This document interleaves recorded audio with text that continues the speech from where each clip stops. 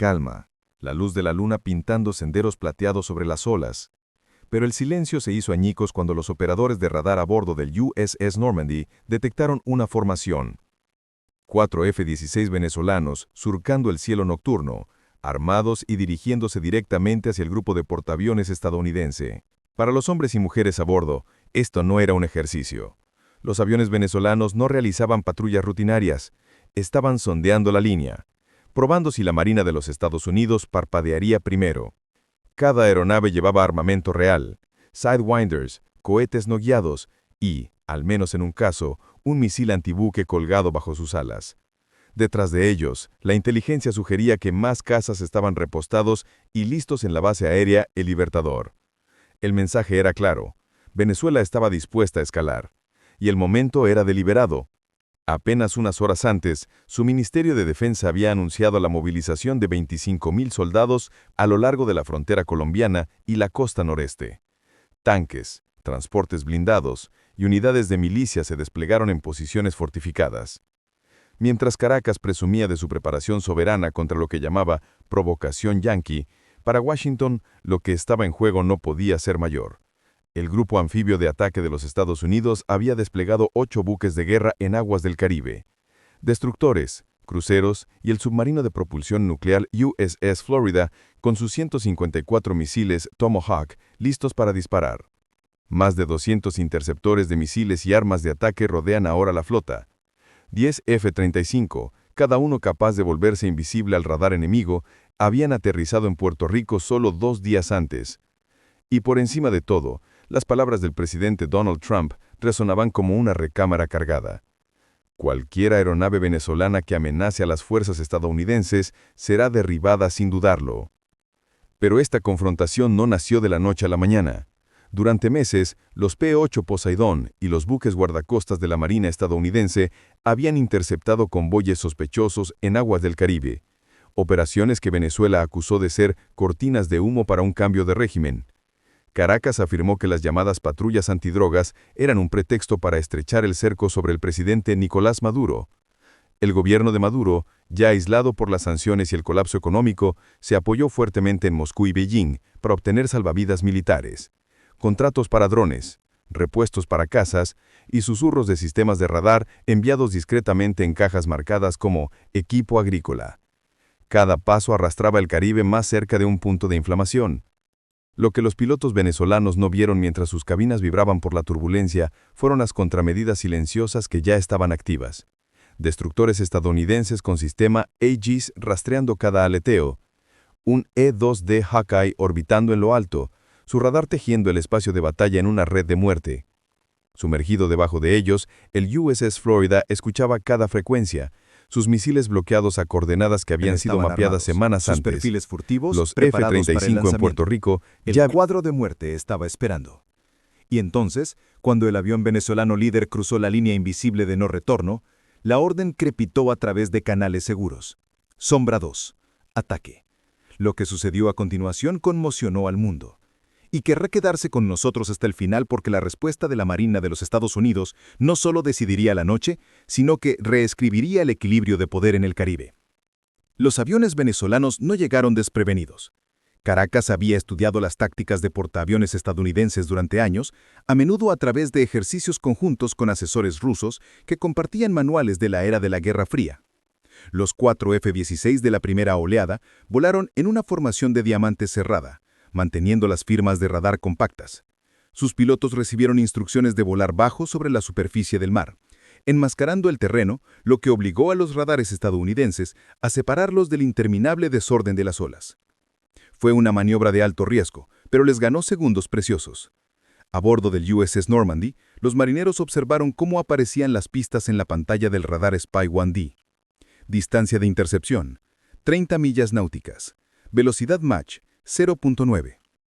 Con cada segundo que pasaba, los aviolas cubrían media milla de agua.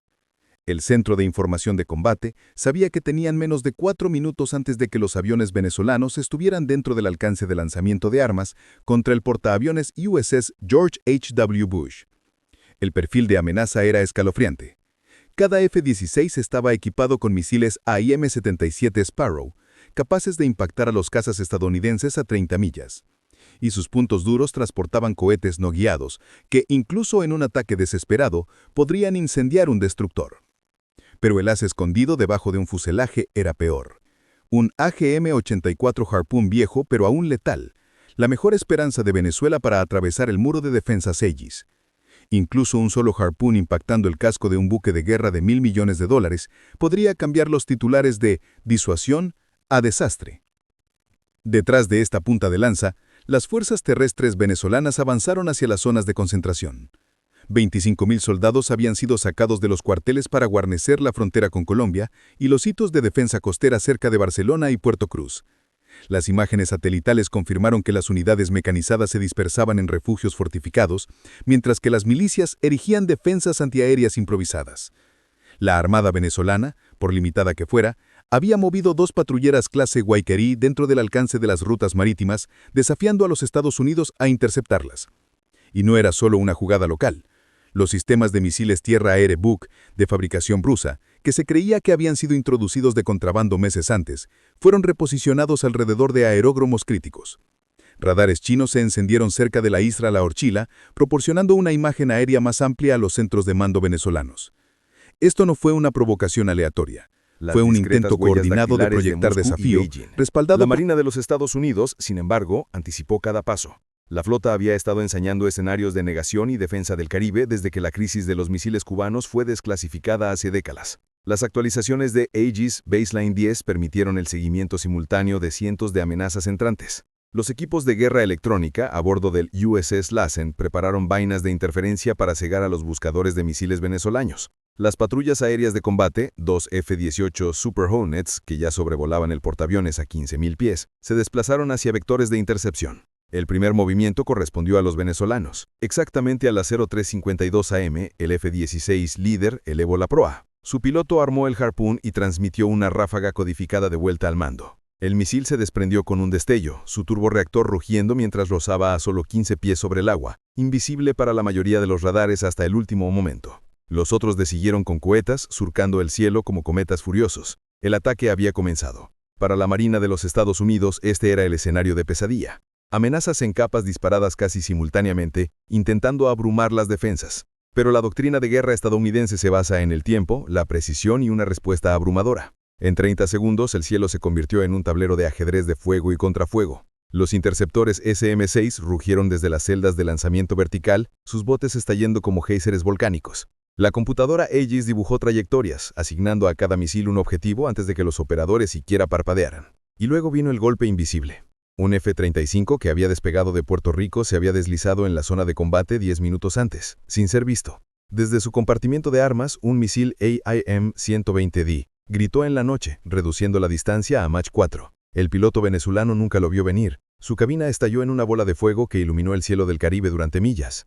Aún así, un Harpoon atravesó el caos superando la primera oleada de interceptores. Rozó peligrosamente cerca, su guía bloqueada en el USS Lassen. La tripulación se preparó para el impacto. El propio mar parecía contener la respiración. Este era el momento en que el destino pendía en un hilo, y donde la respuesta de Estados Unidos asombraría al mundo expectante. El misil Harpoon atravesó la superficie, como un depredador metálico. Su buscador se fijó en el USS Lassen. Durante 10 segundos, la tripulación del destructor contempló la muerte que se acercaba. En el último momento posible, el CIWS Phalanx del buque, un cañón Gatling automatizado capaz de disparar 4.500 proyectiles por minuto, cobró vida rugiendo. Las trazadoras iluminaron la noche como una fuente de chispas. El Harpoon se desintegró en el aire. Sus fragmentos impactaron en las olas en un chorro hirviente. Un aplauso estalló en el centro de información de combate, pero duró menos de un segundo. Esto era solo el principio. Los pilotos venezolanos siguieron adelante sin querer retirarse. Lanzaron su armamento restante a la desesperada, cohetes surcando el grupo de portaaviones en una... Los FA-18 Super Hornets en patrulla se lanzaron a la lucha,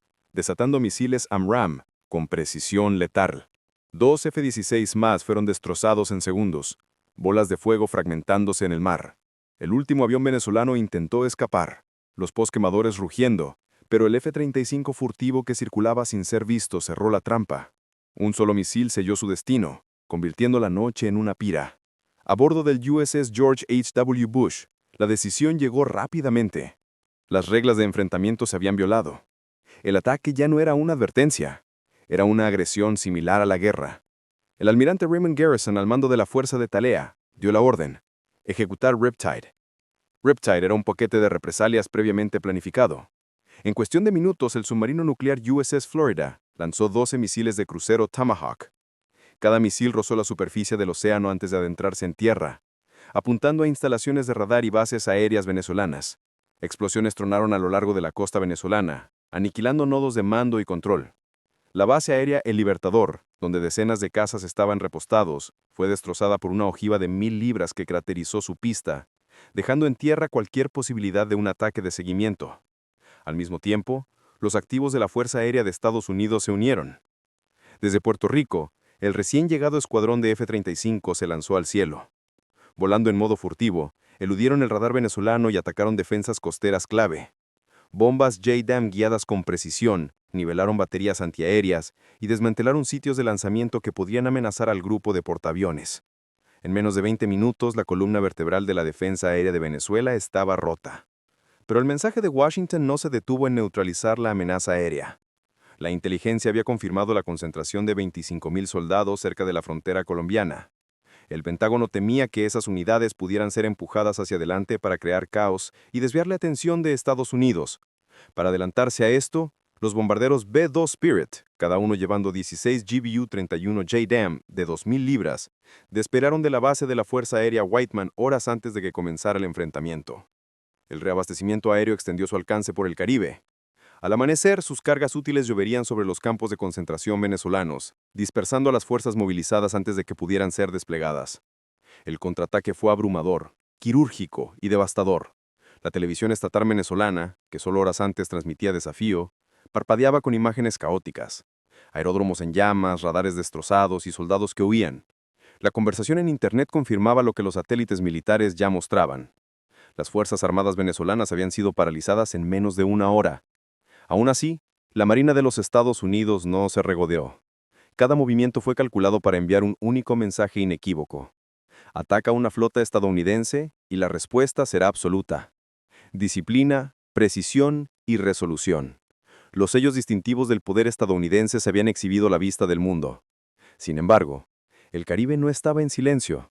Asesores rusos en bases venezolanas se apresuraron a evacuar. Equipos de inteligencia chinos trabajaron frenéticamente para proteger sus activos, y el gobierno de Maduro preparó un discurso de emergencia, desesperado por presentar el ataque como agresión imperial. Pero dentro de cada sala de guerra, desde Moscú hasta Beijing, una verdad era innegable. La Marina de los Estados Unidos acababa de recordarle al mundo por qué sigue siendo la fuerza marítima más dominante de la historia. Y al amanecer sobre el Caribe, el océano trajo consigo una pregunta escalofriante. ¿Qué harían Venezuela y sus poderosos patrocinadores a continuación? Al amanecer, el Caribe era un teatro completamente diferente. El humo se elevaba desde la costa venezolana, las pistas yacían en fragmentos destrozados y redes de radar enteras habían quedado en silencio. Los 4 F-16 que habían desafiado al grupo de ataque de portaaviones de los Estados Unidos ahora eran escombros en el fondo del mar. En Washington, funcionarios del Pentágono informaron que ningún buque de guerra estadounidense había sufrido un impacto.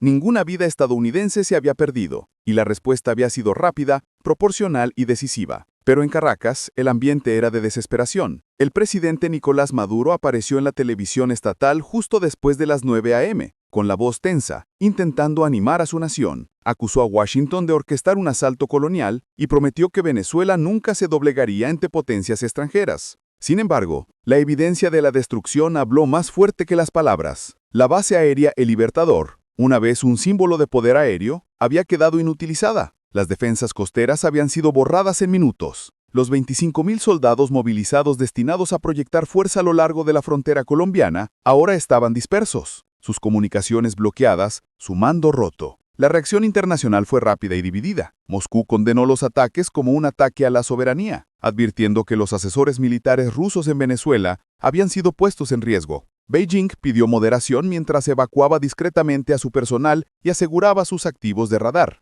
Colombia, largamente amenazada por las milicias venezolanas, acogió discretamente la demostración de fuerza estadounidense, y en capitales desde Londres hasta Berlín, los aliados de la OTAN enviaron una señal consistente. La Marina de los Estados Unidos había demostrado una vez más que nunca sería arrinconada, nunca sería tomada por sorpresa. Pero más allá de la geopolítica, subyacía una verdad más profunda para el pueblo de Venezuela. La noche reveló cuán peligrosa se había vuelto la política de al borde del abismo. Si bien Maduro se había apoyado en el respaldo ruso y chino, fueron los soldados y civiles venezolanos quienes pagaron el precio de un intento de demostración de desafío. Para Washington la lección fue igualmente clara. La disuasión no es teoría, es acción. Y en el Caribe la disuasión había llegado en alas de acero y misiles de fuego. El mundo ahora observa las consecuencias. ¿Maduro escalará aún más, arriesgándose a una guerra total con los Estados Unidos? ¿O sus aliados en Moscú y Beijing presionarán por una salida silenciosa, reconociendo la futilidad de desafiar la supremacía naval estadounidense en el hemisferio? Nadie puede decirlo con certeza, pero un hecho es innegable. La represalia de la Marina de los Estados Unidos ha redibujado el mapa de poder en América Latina de la noche a la mañana. Y aquí está la pregunta para usted.